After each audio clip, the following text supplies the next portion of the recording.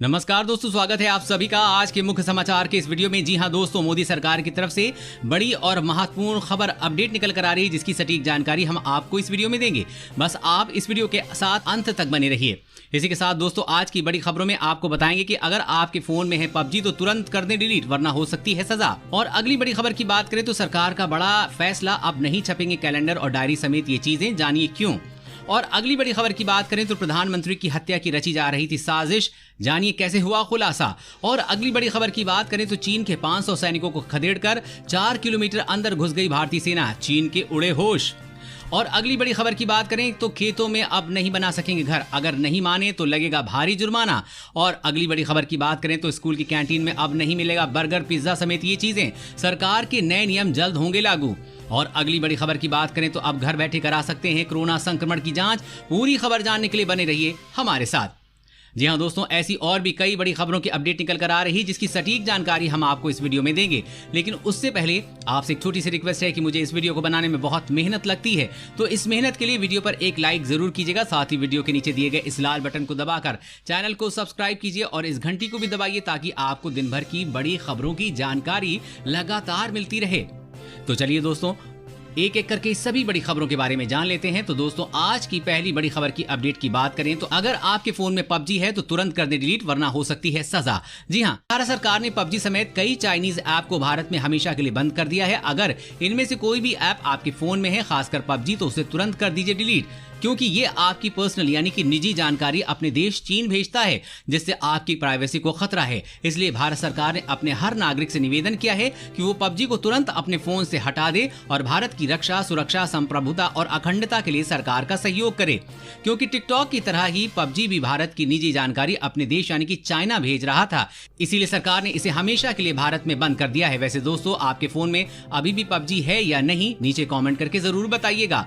और अगली बड़ी खबर की बात करें तो सरकार का बड़ा फैसला, अब नहीं छपेंगे कैलेंडर और डायरी समेत ये चीजें, जानिए क्यों। जी हां, केंद्र सरकार अब सरकारी कैलेंडर, डायरी, शेड्यूलर और इसी तरह की अन्य सामग्री की छपाई नहीं करेगी। वित्त मंत्रालय ने तमाम मंत्रालयों और विभागों से छपने वाली सरकारी डायरी, कैलेंडर समेत सभी तरह की ग्रीटिंग्स पर रोक लगाते हुए उसे डिजिटल माध्यम से उपलब्ध कराने का फैसला किया है। यानी अब ये साफ है कि आप अपने मोबाइल, लैपटॉप में ही कैलेंडर का इस्तेमाल करें, क्योंकि आज के समय में छपे हुए कैलेंडर का कोई भी प्रयोग नहीं करता है दोस्तों। इसलिए सरकार ने इन्हें बंद करने का फैसला लिया है। इससे सरकार को पैसों की बचत होगी और साथ ही बेकार में सामग्री खराब नहीं होगी।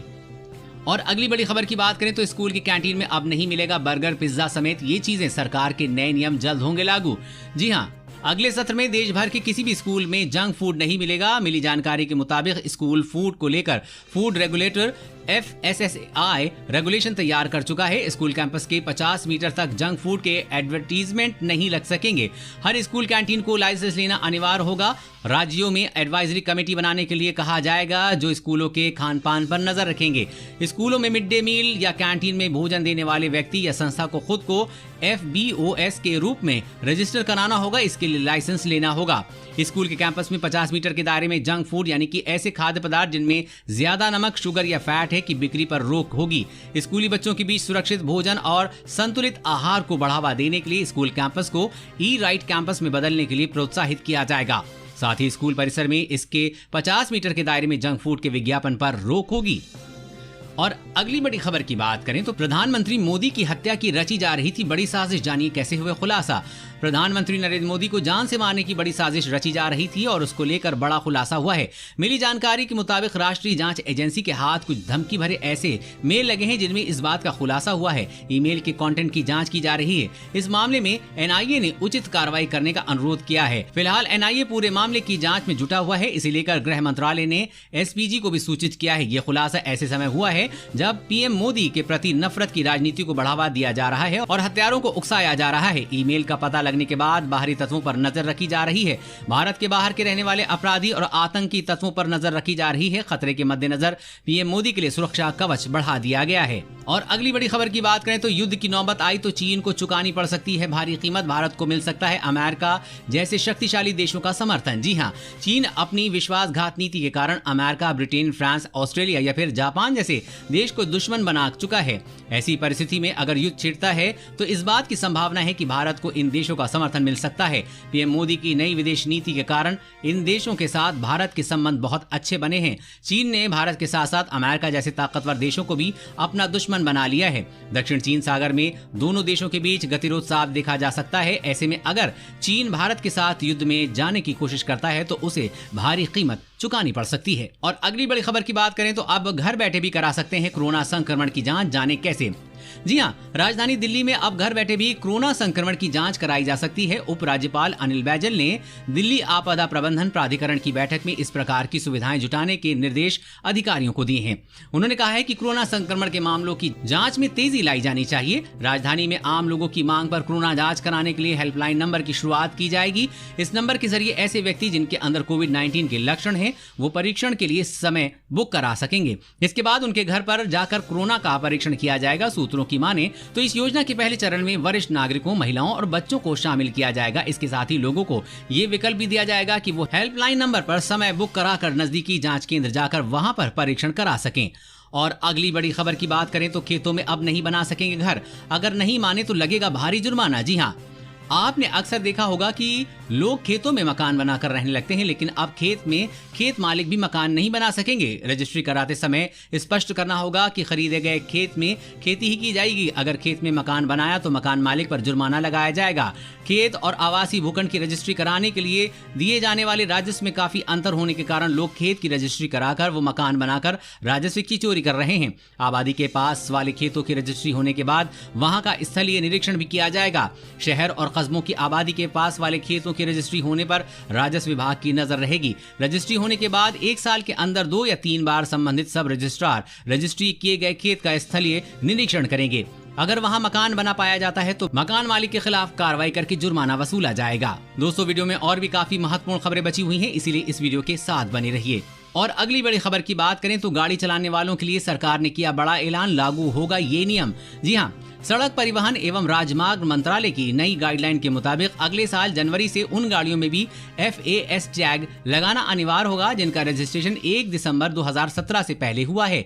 इसके अलावा मंत्रालय ने अप्रैल 2021 में थर्ड पार्टी इंश्योरेंस को प्रभावी बनाने के लिए फास्टैग को अनिवार्य बनाने का भी प्रस्ताव दिया है। इस संबंध में सड़क परिवहन एवं राजमार्ग मंत्रालय ने नोटिफिकेशन भी जारी कर दिया है। दरअसल दोस्तों, आपको बता दें कि सरकार ने नए नियम जारी किए हैं। इन नियमों के मुताबिक अब कार का थर्ड पार्टी इंश्योरेंस कराने के लिए भी फास्टैग अनिवार्य कर दिया गया है। यदि आपके पास फास्टैग नहीं होगा तो आपको कार का थर्ड पार्टी इंश्योरेंस नहीं मिलेगा।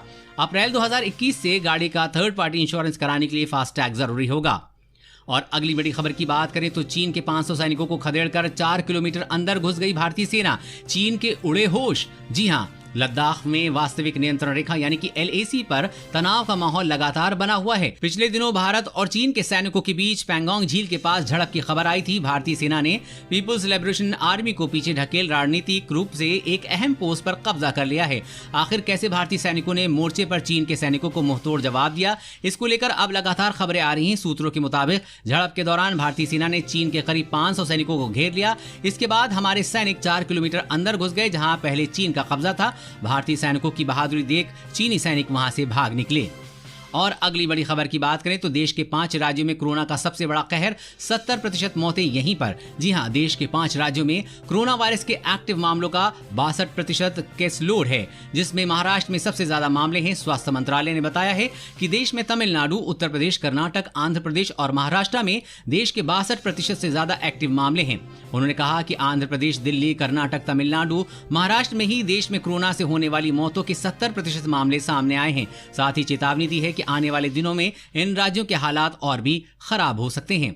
और अगली बड़ी खबर की बात करें तो गलत दस्तावेजों के जरिए राशन कार्ड बनवाने पर हो सकती है जेल। जाने क्या है नियम। जी हां, राशन कार्ड के जरिए सरकार सब्सिडी के तहत अनाज मुहैया करवाती है। कुल 3 कैटेगरी के राशन कार्ड राज्य सरकारों द्वारा जारी किए जाते हैं। कोरोना संकट के चलते नवंबर तक 80 करोड़ लोगों को राशन बांटा जा रहा है। राशन कार्ड का इस्तेमाल एक सरकारी दस्तावेज के तौर पर अलग अलग जगहों पर किया जाता है। इस कार्ड के लिए अप्लाई करने से पहले कुछ शर्तों को पूरा करना होता है। अक्सर देखने को मिलता है कि कुछ लोग राशन कार्ड गलत गलत दस्तावेजों के आधार पर बनवा लेते हैं। ऐसा करना दंडनीय अपराध की श्रेणी में आता है। फूड सिक्योरिटी एक्ट में फर्जी राशन कार्ड बनवाने पर 5 साल की सजा और जुर्माने का प्रावधान है। साथ ही कार्ड बनवाने के नाम पर रिश्वत लेना भी अपराध है और भ्रष्टाचार अधिनियम की धारा 13(1)(d) के तहत FIR दर्ज कराई जा सकती है। इसके साथ ही आरोप सच साबित होते हैं तो जेल जाना पड़ सकता है। ऐसे में कार्ड बनवाने वाला और कार्ड बनाने वाला दोनों पर कार्रवाई संभव है और नियमों के तहत दोनों को जेल जाना पड़ सकता है। ऐसे कई मामले सामने आते रहे जिनमें फर्जी दस्तावेजों के आधार पर राशन कार्ड बनवा लिए जाते हैं। इसीलिए सरकार ने जुर्माने के साथ जेल का प्रावधान भी किया है। और अगली बड़ी खबर की बात करें तो कोरोना से ठीक हो चुके मरीजों के सामने नई समस्या, अब हो रही हैं ये बीमारियां। जी हां, कोरोना वायरस की वैक्सीन बनाने के लिए दुनिया भर के वैज्ञानिक युद्ध स्तर पर लगे हैं, लेकिन अब पोस्ट कोरोना इफेक्ट को लेकर चर्चा शुरू हो गई है। सवाल ये उठ रहा है, क्या ठीक हो चुके मरीज फिर से सामान्य जीवन जी पाएंगे? कोविड-19 से उबर चुके मरीजों को कई तरह की दूसरी बीमारियां हो गई हैं। ऐसे लोग जिन्होंने कोरोना वायरस को मात दी है, उन्हें अब सिरदर्द, कमजोरी और सांस लेने में परेशानी आने लगी है। ज्यादातर मरीजों के फेफड़ों पर सबसे बुरा असर पड़ रहा है। डॉक्टर भी अपने मरीजों को ये नहीं बता पा रहे हैं कि ये स्थिति उनके साथ कब तक रहेगी। डॉक्टर के मुताबिक कोरोना वायरस के 60% मरीजों की मौत फेफड़ों के नाकाम होने की वजह से होती है। दोस्तों, आज की खबरों में बस इतना ही।